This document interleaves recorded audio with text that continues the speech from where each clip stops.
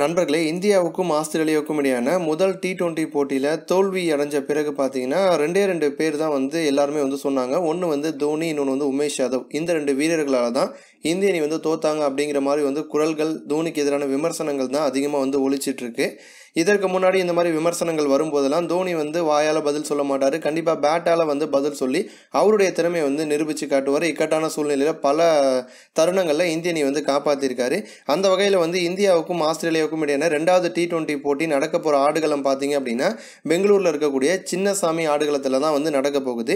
இந்த ஆடுகளத்தில் தோனி ஃபுல் ஃபார்மில் இருக்கார் அப்படின்னு தான் சொல்லணும்.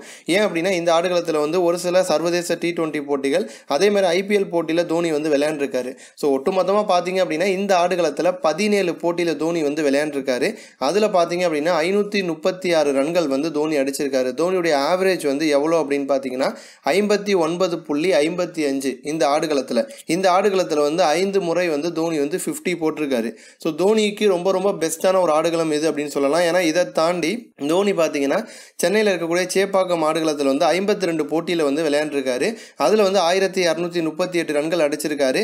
அந்த ஆடுகளத்தில் கூட தோனியோட ஆவரேஜ் கம்மி தான், 36.41 தான். ஆனால் பெங்களூர் ஆடுகளத்தில் தோனி அதிகமான ஆவரேஜ் வச்சிருக்காரு. 550 போட்டிருக்காரு.